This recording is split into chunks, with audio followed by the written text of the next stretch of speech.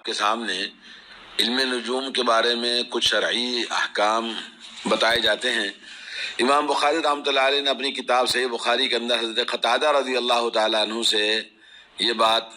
فرمائی ہے کہ حضرت قتادہ رحمۃ اللہ علیہ فرماتے ہیں کہ اللہ تعالیٰ نے ان ستاروں کو 3 مقصد کے لیے پیدا فرمایا ہے۔ نمبر 1 آسمان کی زیب و زینت کے لیے، خوبصورتی کے لیے، نمبر 2 شیاطین کو مارنے کے لیے، اور نمبر 3 ہے بر و بحر میں راستے معلوم کرنے کے لیے۔ جو شخص اس کے علاوہ کوئی اور مطلب لیتا ہے تو وہ خطا کار ہے، اس نے اپنا حصہ شرعی ضائع کر دیا اور خود کو اس تکلف میں ڈال دیا کہ جس کا اسے کوئی علم نہیں ہے۔ جیسے قرآن میں اللہ نے فرمایا کہ وَلَا تَخْفُ مَا لَيْسَ لَكَ بِهِ عِلْمٌ إِنَّ السَّمْعَ وَالْبَصَرَ وَالْفُؤَادَ كُلُّ أُولَئِكَ كَانَ عَنْهُ مسؤولا۔ جس کا تمہیں علم نہیں ہے اس کے بارے میں آپ کوئی بات اس کے سر پہ نہ کھڑے ہونا، ورنہ اللہ رب العالمین کی بارگاہ میں آنکھیں اور کان اور دل جو کچھ بھی آپ سوچ کے دیکھ کر اپنی طرف سے جس کا علم نہیں آپ کہتے ہیں، سب پوچھے جائیں گے۔ علامہ ابن تیمیہ رحمۃ اللہ علیہ فرماتے ہیں کہ آسمانی سیاروں کی رفتار سے زمین کے حادثات اور واقعات کی کھوج لگانا تنجیم کہلاتا ہے، نجومی اسی کو کہتے ہیں۔ اور علامہ خطابی رحمۃ اللہ علیہ فرماتے ہیں کہ وہ علم نجوم جس کی کتاب و سنت میں ممانعت آئی ہے وہ یہ ہے کہ نجومیوں کا یہ دعویٰ کرنا کہ آنے والے فلاں دن یا فلاں مہینے میں یا فلاں حادثہ رونما ہوگا، یا اس قسم کے ہوا چلے گی، یا فلاں وقت بارش ہوگی، یا فلاں چیز مہنگی ہو جائے گی فلاں ستارے کے نکلنے کی وجہ سے، یا فلاں چیز میں سستی ہوگی وغیرہ وغیرہ۔ اس قسم کی پیشن گوئی سے یہ استدلال کیا جاتا ہے کہ فلاں ستارہ جب فلاں برج میں داخل ہوتا ہے، یا فلاں ستارے جب جمع یا الگ الگ ہو جاتے ہیں تو ان کی وجہ سے زمین میں اس قسم کے انقلابات اور تغیرات ظہور پذیر ہوتے ہیں۔ نجومیوں کا یہ دعویٰ حقیقت میں علم غیب کا دعویٰ ہوتا ہے جو اللہ تعالیٰ کی ذات کے لیے مخصوص ہے۔ اللہ کے علاوہ علم غیب کوئی نہیں جانتا۔ لا يعلمها الا هو، غیب اللہ کے علاوہ کوئی نہیں جانتا۔ ایک دوسری روایت میں ہے کہ قتادہ رحمۃ اللہ علیہ فرماتے ہیں کہ ستاروں میں اللہ رب العالمین نے 3 فائدے رکھے ہیں۔ نمبر 1 آسمان کی زیب و زینت، نمبر 2 مسافروں کے لیے نشان راہ، اور نمبر 3 شیاطین کے لیے شعلوں کو برسانے کا کام دیتے ہیں۔ جو شخص ان کے علاوہ کچھ اور سمجھے تو اس نے اپنی رائے سے کام لیا جس میں وہ خطا کار ہے، اور اپنا دینی حصہ شریعت میں اس نے ضائع کر بیٹھا اور بلا تکلف سے کام لیا۔ اور بعض جاہل جو اللہ کے اوامر کو نہیں جانتے انہوں نے ان ستاروں کے متعلق کاہنوں کی سی نئی باتیں بنائی، جیسے یہ کہ جو شخص ان ستاروں کی گردش میں شادی کرے گا اس کا سفر یوں ختم ہوگا وغیرہ وغیرہ۔ کوئی بھی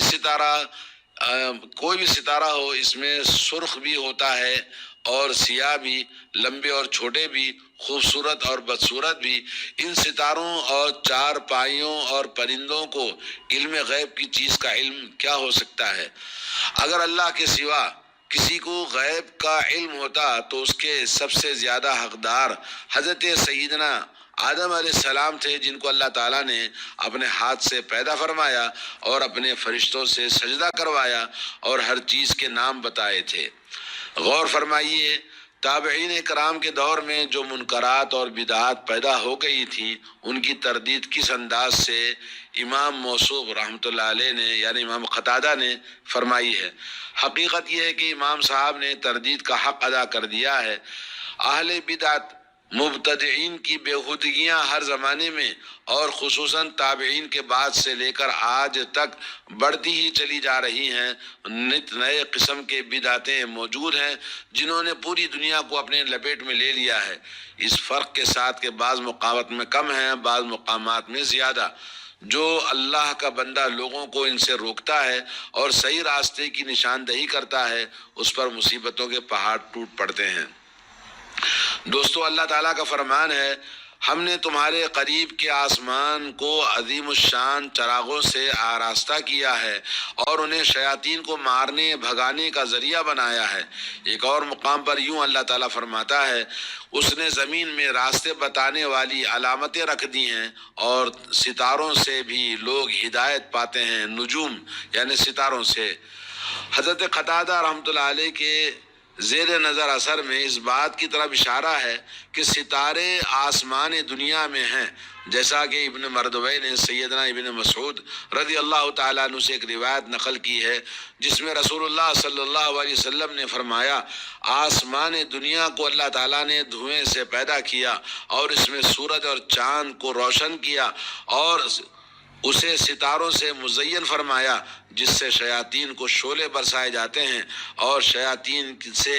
آسمان کی حفاظت کی جاتی ہے۔ یعنی ان ستاروں سے سمندروں اور جنگلوں میں مشرق و مغرب اور جنوب و شمال کی جہت کا پتہ لوگ لگاتے ہیں، جس سے مسافر اپنی منزل کی طرف رواں دواں رہتے ہیں۔ قرآن کریم میں اللہ تبارک و تعالیٰ کا ارشاد ہے، ترجمہ یہ ہے، اللہ تعالیٰ وہ ذات کبریا ہے جس نے تمہارے فائدے کے لیے ستاروں کو پیدا کیا تاکہ تم ان سے خشکی اور سمندر کی تاریکیوں میں راستے معلوم کر سکو، یعنی ان سے اپنی منزل مقصود کا تعین کر لینا ان کے لیے آسان کر دیا۔ اس آیت سے یہ ہرگز معلوم نہیں ہوتا کہ تم غیب کی باتیں معلوم کر لیتے ہو، جیسا کہ نجومیوں کا دعویٰ ہوتا ہے۔ اس کی تردید اس سے پہلے آپ نے سنا ہوگا کہ نجومیوں کے اس قول کی کوئی حیثیت نہیں ہے، کوئی حقیقت نہیں ہے، جیسا کہ حضرت قتادہ رحمۃ اللہ علیہ فرماتے ہیں کہ جو 3 فوائد اللہ تعالیٰ نے اپنے کلام پاک میں ارشاد فرمایا ہے، ان کے علاوہ کوئی شخص اور مطلب نکالے گا وہ خطا کار ہوگا اور خیر کثیر سے محروم ہو جائے گا، کیونکہ اس نے اپنے آپ کو ایسے کام میں مشغول اور مصروف کر لیا جو سراسر نقصان دہ ہے اور فائدے سے اکثر خالی ہے۔ تو یہ آپ کو پتہ چلا۔ اور اسے ایک سوال یہ ہے کہ نجومیوں کے بعض باتیں درست ثابت ہوتی ہیں، اس کی کیا وجہ ہے؟ نجومیوں کے بعض باتوں کی حیثیت وہی ہے جو کاہنوں کی ہے، ایک بات درست کہتے ہیں اور 100 جھوٹ بولتے ہیں۔ ان کی درست بات کا مطلب ہرگز نہیں ہوتا کہ وہ بر بنائے علم درست ہیں، یعنی ان کے تمام جو باتیں وہ کہتے ہیں ان کا کوئی خاص اس سلسلے میں علم غیب جاننے کا کوئی راستہ ہے، بلکہ آزمائش اور فتنے میں مبتلا ہو جاتا ہے جو بھی ان کے پاس جاتا ہے۔ حضرت ابن عباس رضی اللہ تعالیٰ عنہ قرآن کریم کی مندرجہ ذیل آیت کا فرماتے ہیں، ترجمہ یہ ہے، اس نے زمین میں پہاڑوں کی میخیں گاڑ دیں تاکہ زمین تم کو لے کر ڈھلک نہ جائے، اس نے دریا جاری کیے اور قدرتی راستے بنا دیے تاکہ تم ہدایت پاؤ، اس نے زمین میں راستے بنانے والی علامتیں رکھ دیں، یعنی ستاروں کو پیدا فرمایا۔ اور اس کے متعلق فرماتے ہیں، علامات کا لفظ پہلے کلام پر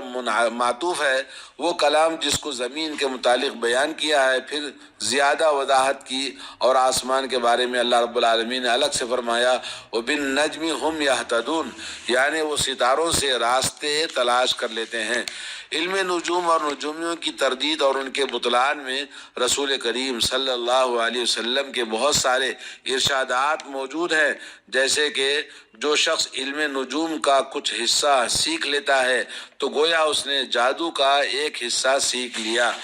چنانچہ جتنا زیادہ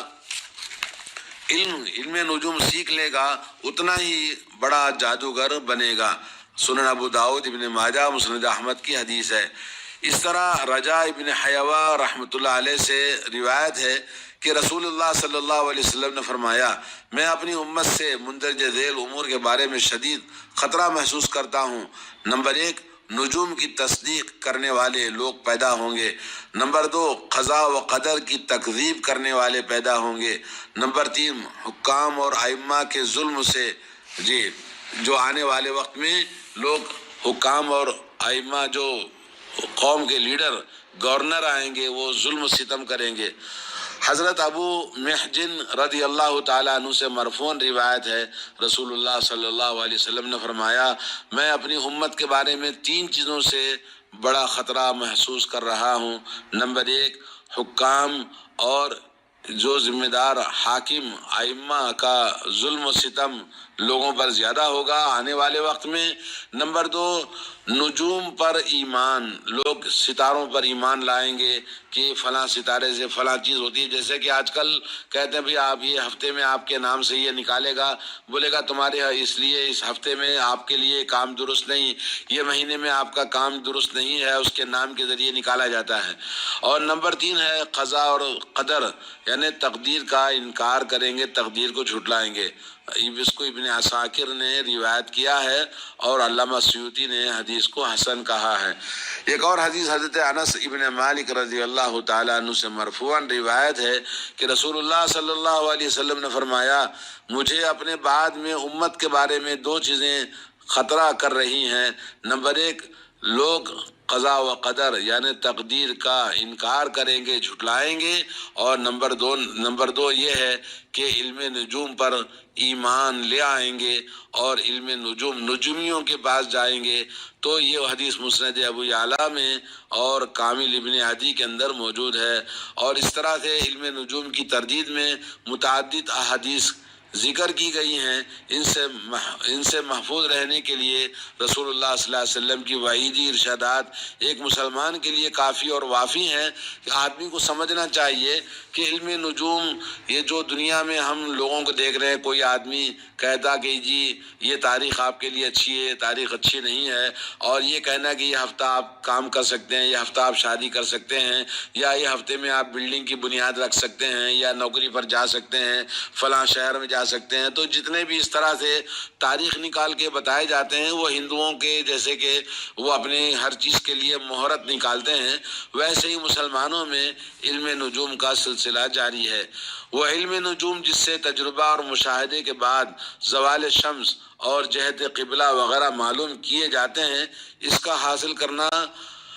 شریعت میں ممنوع نہیں ہے، کیونکہ یہ اس سے زیادہ نہیں کہ اس سے پتہ چل جاتا ہے کہ جب تک سایہ کم ہوتا ہے تو سورج مشرقی کنارے سے وسط آسمان کی طرف بڑھتا جائے گا، اور جب یہ سایہ زیادہ ہونے لگے گا تو وسط آسمان سے سورج مغرب کے کنارے کی طرف گرنا شروع ہو جائے گا۔ اور یہ ایک صحیح علم ہے جس کا ادراک مشاہدے سے ہوتا ہے۔ البتہ اتنی بات ضرور ہے کہ اس فن کے جاننے والوں نے ایسے آلات ایجاد کر لیے ہیں جن کی وجہ سے آدمی سورج کی رفتار کا ہر وقت معائنہ کرنے کا محتاج نہیں رہا، مثلا گھڑیاں وغیرہ۔ اور جو ستاروں سے جہت قبلہ پر استدلال کیا جاتا ہے تو وہ ایسے ستارے ہیں جن کے مطالعے سے ایسے اہل علم ائمہ نے قوانین وضع کیے ہیں جن کے دینی شغف اور معرفت اسلام میں ہمیں کوئی شک نہیں ہے، اور ہم ان کے اس معاملے میں سچا سمجھتے ہیں۔ مثلا کبھی ان ستاروں کو کعبے میں کھڑے ہو کر مشاہدہ کیا، اور کبھی کعبے سے باہر، تو ان کا ادراک ایک مشاہدے کی خبر ہے جو اطلاع دیتے ہیں، اور ہمارا ادراک یہ ہے کہ ہم ان کی خبر کو، ان کی اطلاع دی ہوئی باتوں کو قبول کرتے ہیں، کیونکہ وہ دینی لحاظ سے ہمارے نزدیک مشکوک نہیں ہیں، اور نہ وہ اپنی معرفت میں کوتاہی کرنے والے ہیں۔ علامہ ابن المنذر مجاہد رحمۃ اللہ علیہ سے نقل کرتے ہیں کہ وہ چاند کی منزلوں کا علم سیکھنے کے معیوب نہیں سمجھتے تھے، یعنی چاند کے منازل کا علم حاصل کرنا برا نہیں ہے۔ علامہ ابن منذر نے ابراہیم نقائی کا یہ قول بھی درست روایت کیا ہے کہ ان کے نزدیک وہ علم نجوم جس سے بر و بحر وغیرہ میں راستے اور دیگر ضروری چیزوں کا پتہ چل سکے وہ ممنوع نہیں ہیں۔ علامہ ابن رجب رحمۃ اللہ علیہ اور مازون رحمۃ اللہ علیہ فرماتے ہیں، وہ علم نجوم جس سے انسان اپنا سفر صحیح طور پر جاری رکھ سکے یا جس سے جہت قبلہ یا راستہ معلوم ہو سکے، جائز اور مباح ہے، لیکن وہ علم نجوم جس سے ایک دوسرے پر اثرات مرتب ہوتے ہیں اور کہتے ہیں یہ کام آپ کے لیے نقصان دہ ہوگا اور اس سے بیماری پیدا ہوگی، فلاں تاریخ میں ایسا ہوگا، فلاں تاریخ میں ایسا حادثہ ہوگا، یہ تمام چیزیں حرام اور باطل ہیں۔ جیسے ابھی کچھ عرصہ پہلے ہندوستان میں کچھ مسلمان سائنسدان یا ایک علم نجوم کا علم کی وجہ سے انہوں نے یہ بتایا کہ دنیا اتنے سال کے بعد میں ختم ہو جائے گی، قیامت آئے گی، اس طرح کی جو باتیں بتاتے ہیں یہ ساری باتیں غلط ہیں۔ اور اکثر علم نجوم سے جو باتیں بتائی جاتی ہیں اس میں اعتقاد کا بڑا دخل ہوتا ہے، آدمی کا عقیدہ برباد ہو جاتا ہے، وہ بڑے شرک کا مرتکب ہوتا ہے، کیونکہ کسی کی زندگی، کسی کی موت، کسی کی بیماری کے بارے میں بتانا اور اس پر آدمی یقین کر لینا شرک اکبر ہے۔ جیسے کہ اللہ تعالیٰ نے فرمایا ھذا خلق اللہ فارونی ماذا خلق الذین من دونی بل الظالمون فی ضلال مبین، یہ اللہ تعالیٰ کی مخلوق ہے جو اللہ نے پیدا کیا ہے، اور بلکہ ظالم لوگ کھلی گمراہی کے اندر ہیں، جیسے کہ اللہ تعالیٰ نے سورہ لقمان آیت نمبر 11 میں فرمایا۔ اور اسی طرح سے یہ دعویٰ علم غیب کا جو لوگ کرتے ہیں کہ نجوم کی حرکات یعنی افلاک کے حرکات سے، اس کے بدلنے سے کہ بیماریاں پیدا ہوں گی اور اس طرح کی باتیں کہ بھئی حالات میں یہ ہوگا، مہنگائی بڑھے گی، مال بڑھے گا اور فلاں چیز ہوگی، تو یہ بھی شرک اکبر ہے۔ اللہ نے فرمایا قل لا يعلم من في السماوات والارض الغیب الا اللہ، آپ فرما دیجئے نبی صلی اللہ علیہ وسلم، آسمان میں جو لوگ ہیں، زمین میں جو لوگ ہیں، سارے کے سارے علم غیب کو جاننے والے نہیں ہیں سوائے اللہ عز و جل کے۔ سورہ نمل آیت نمبر 65۔ اور اسی طرح سے اگر کوئی آدمی جیسا کہ حادثات کا سبب یعنی خیر اور شر کے بنانے کا یہ نہیں کرتا ہے، بلکہ یہ اعتقاد رکھتا ہے کہ خیر و شر تو اللہ عز و جل کا پیدا کرنے والا ہے، مدبر کائنات وہی ہے، لیکن یہ کہ حادثات میں جو تھوڑا بہت یہ کہتا ہے کہ فلاں تاریخ میں پیدا ہونا یہ اس کے لیے اس کا نصیب اچھا نہیں ہے، اور فلاں تاریخ میں پیدا ہونے والا زیادہ مال و دولت کو کمائے گا، اس طرح کی بات کہنا جو کہ کلی طور پر